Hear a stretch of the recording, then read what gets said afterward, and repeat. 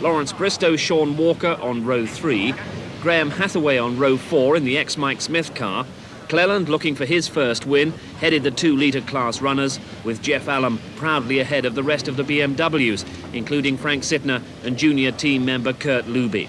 A very big bank holiday crowd at the Thruxton circuit, round 3 of the Esso British Touring Car Championship. Commentator Murray Walker. There's a lot of worried men on the starting grid because the combination of fierce horsepower, Thruxton's abrasive surface and a really hot day is going to cause massive tyre wear.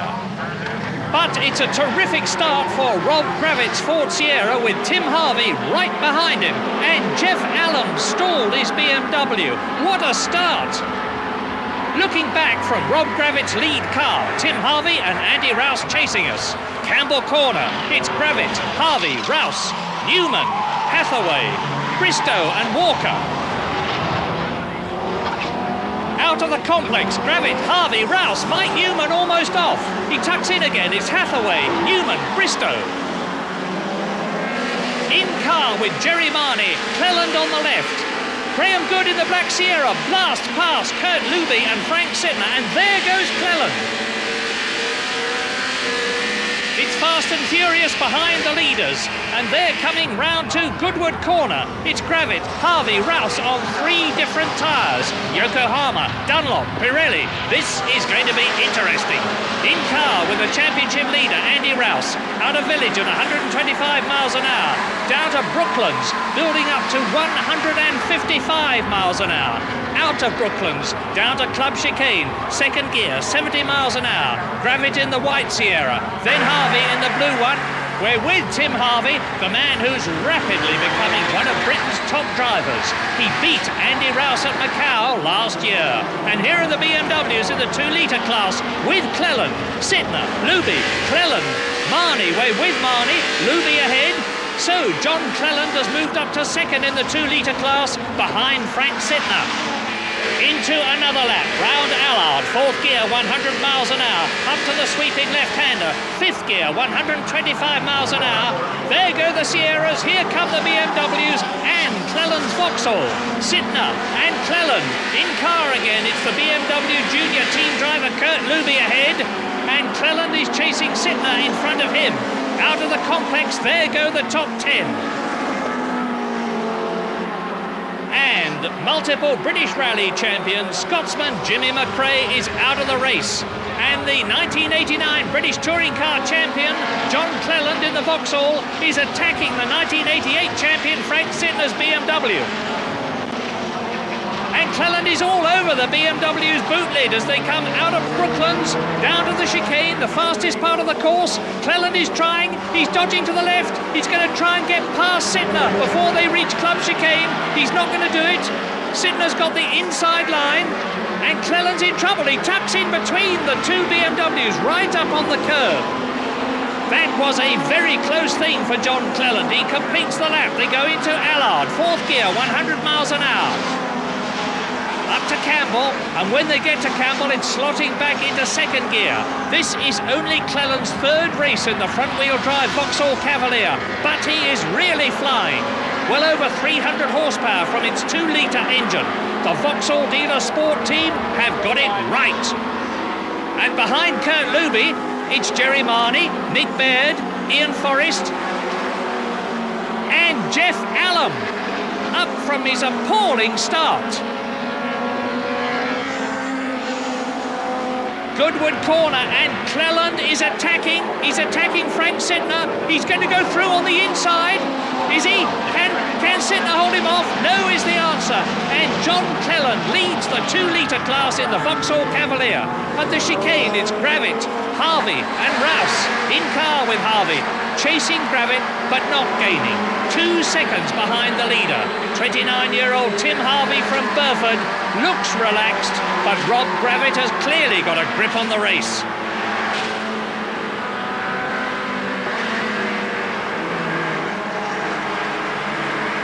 At the chicane, it's the BMW brigade, and Jeff Allen is recovering superbly. He's right up behind Jerry Marnie. Team owner Vic Lee watching his man. There go Baird, Marnie, Jeff Allen up to 12th place in the white and turquoise car. At the chicane, Gravett is increasing his lead. And that's good news for the team's other driver, Mike Smith there, who's had to stand down for lack of funds. Operating the stopwatch this time, watches his man go through to complete the lap. Into the chicane, it's Bristow 5th, Newman 6th, Good 7th, and Walker 8th. And through they all go to complete another lap, into a new one, and in car with Jerry Marnie. The BMWs are still fighting it out. Ian Forrest passes him, and Jeff Allen going through on the inside. The chicane, Baird, Forrest, Allen, Marnie, Hall. That is 11th to 15th places. And they're so close, any of those places could change at any time. Just look at it.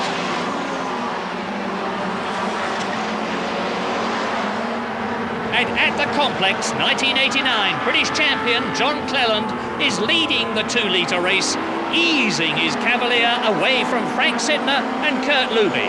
And then, there they are, Baird, Forrest and Allen, virtually together. At the chicane, still up front, Gravett, Harvey, Andy Rouse dropping back, first, second and third. Goodwood, the 2 litres, Nick Baird, Forrest and Allen. And Allen is challenging, going through on the inside, taking Ian Forrest, closing up on Nick Baird. Now, Jeff is in the ex-Italian Bugatti team BMW, and it's the only car in his class on Yokohama tyres, just like Rob Gravett. In car with Jerry Marnie, ahead, Forrest, Allen and Baird. Down to the chicane, he's closing on Forrest. The BMW getting closer, and Forrest goes up on the curb. Marnie goes through, he's touching Forrest, and Forrest spins out. That's the 10-time Scottish champion, Ian Forrest. Well, it looks as though his race at Thruxton is effectively finished. He's going to rejoin the race, but well down. He gets away, back into the race, gets up to racing speed, and meantime, in car with Jerry Marnie, and Godfrey Hall has got ahead of Jerry Marnie. Jerry's got a problem. He's fishing for gears. Oh, a gesture of despair. There's nothing to come from the transmission department. Jerry Marnie has obviously lost his gears. And at Goodwood, Rob Gravett in the pure white, unsponsored Sierra is out on his own. A new fastest lap, 1 minute 21.5, 104 miles an hour, and Jerry Marnie comes into the pits in the Aquati BMW. Don't bother, he says to his mechanics through the windscreen, I am out. And at the chicane, Luby is attacking Sidner for second in the 2-litre class. Kurt is a very busy man today. He is commuting by plane to drive Vauxhall Lotus single-seaters at Silverstone and the BMW here at Thruxton. And now he's chasing his team leader, Frank Sidner, the champion from 2 years ago. And at the chicane, Gravett, Harvey, Andy Rouse is dropping well back now. And Rob Gravett is coming up to lap one of the BMWs. He is looking absolutely invulnerable, with the knowledge from practice that his tyres will easily last the 20 racing laps, which is clearly more than the others will. So, Gravett goes through and laps the BMW. Tim Harvey closing up now to do the same thing, but the gap remains almost constant. Now, in car with Harvey, that's Gravett ahead in the white Sierra. And Tim, running second, only seems to have one problem, and it's called Rob Gravett. Chicane, battle for fourth, Hathaway, Bristow, Newman, and Newman's lost it! Newman's lost it! Bang! Straight into the new pit wall. Well, poor Mike Newman, second earlier on this year. Here's a replay. Now, was there contact? I don't think so, but Lawrence Bristow's on full left lock, and that is it for poor Mike Newman. Slams into the wall, back across the track, stops on the tarmac. They'll need to get the car out of the way quickly there. But Mike, fortunately, looks to be perfectly okay. End of the lap, Rod Gravett and Mike Smith and team manager, the bearded Rob Vickery, are clearly delighted the gap is being maintained. And look at this, John Cleland in the Vauxhall Cavalier, the British champion in the Vauxhall Astra last year, beating the previously unconquerable BMW M3s. Passes Ray Arms in the Honda Civic 1600, Frank Sittner and Kurt Luby doing the same thing, and John Cleland has created a new 2-litre lap record. 1 minute 24.3 seconds, here he is, 100.7 miles an hour. A really terrific drive. Luby passes Arms, the Honda Civic dropping back. It's got 400 less cc's than the 2-litre cars in front of it, so that's hardly surprising. But there's a 2-litre engine coming for the Honda. And at the complex, there's Baird and Whale, and there's a spin. There's contact, there's a spin. Both off the course. Nick Whale continues. Well, he's got away well, but Baird has stopped. He's rejoining. He's lost 2 places already. And there's Tim Harvey, second in the race, coming up to lap him. And ahead of him, Rod Gravett, pacing himself beautifully to maintain the gap. And here's a replay, Baird and Whale. Now, opinions will differ, but that looked like Baird's corner to me. But Whale was the one who came out best. And now Jeff Allen is really charging, 4th in class behind Cleland in the Vauxhall and the BMWs of Sittner and Luby. And Andy Rouse is in trouble. That's number 1. He's lost contact with the leaders long ago.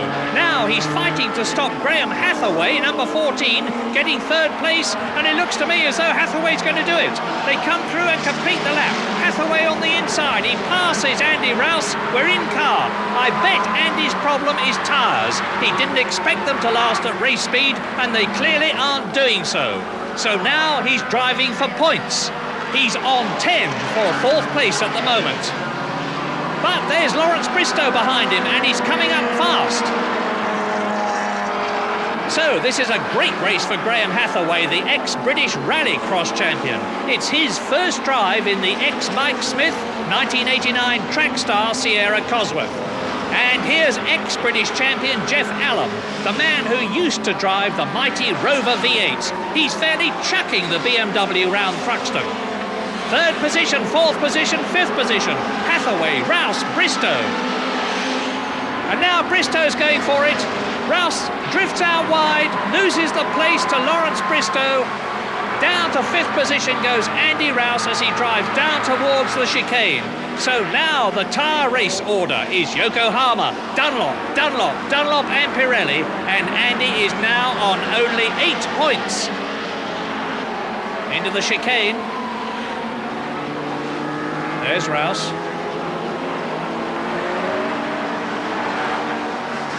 And they go through to complete a lap. And that's obviously a surprise for his mechanics. They were expecting him to come in for new tyres. But on, he's trying to keep touch with Bristow, hoping someone will strike trouble ahead. Complex, Hathaway 3rd, number 10, Bristow 4th, Andy Rouse 5th. Being caught by Sean Walker in 6th place. There's Rouse, look for Walker, there he is in the background. Well, not a good race for the championship leader, Andy Rouse. Down to the chicane in the Virgin White Sierra, Rob Gravett leads. Closing up to lap Mark Hales's unique Mitsubishi Starion. And Mark is on Firestone tyres, so that's 4 different makes. Here's Gravett coming up to lap him.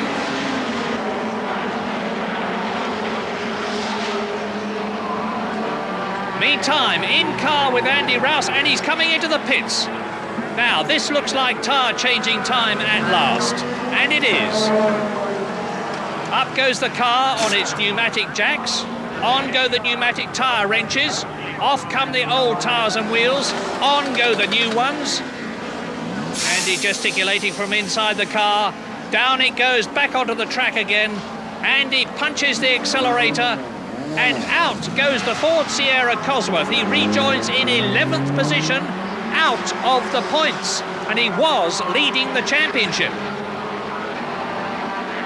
And that is what heat, 600 horsepower and Thruxton can do to the wrong compound. blister the tread and ruin the grip.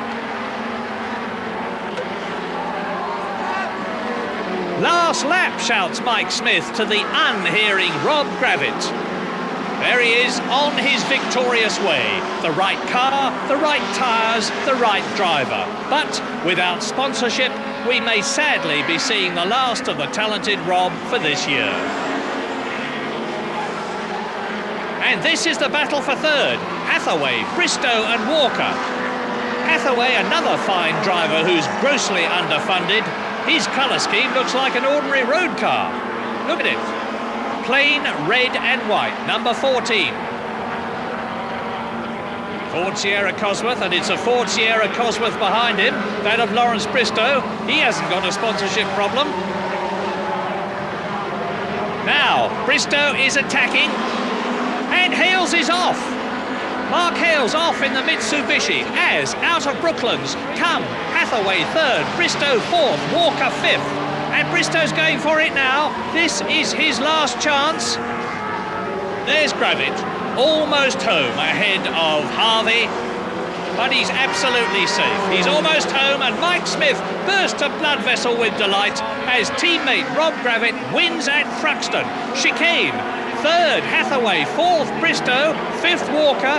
Can there be a change in the closing yards of the race? The answer is no. It's Hathaway in third position. And John Cleland's superb Vauxhall Cavalier is going to handsomely beat the previously unbeatable BMW M3s to win the 2-litre class. Ahead of Frank Sidner, Kurt Luby and Jeff Allen, and there they are on their way down to Brooklands for the last time, and Jeff Allen can be proud of a fine recovery from a rotten start. So it's just into the chicane now, and there's a crash, collision. Luby hits Sidner, both BMWs spin. Jeff Allen goes through into second place. Sidner and Luby recover, but it is too late. And there is Andy Rouse, finishing 10th for 1 point. And the last corner has a dramatic effect on the result, and on this occasion the fault lies with the over-enthusiastic Kurt Luby, whose mistake allowed Jeff Allen an unlikely second in class. The 2-litre formula order, Cleland, Allen, Sidner, but at the front of the field, Rob Gravitt from Harvey and Hathaway had proved his point to whatever potential sponsor may have been watching. Now we needed some funds to run the car for another race. I'm pleased. Yeah, I'm pleased. I think we deserved it, to be honest with you. Thank you. But, yeah, I'm pleased. Very pleased. No doubting that. Gravitt claims third in the overall championship. Frank Sidner, despite his last corner mugging, takes over the championship lead from Andy Rouse, whose tyre problems were even greater. And with Gravitt and Cleland winning their classes with great authority, the championship looks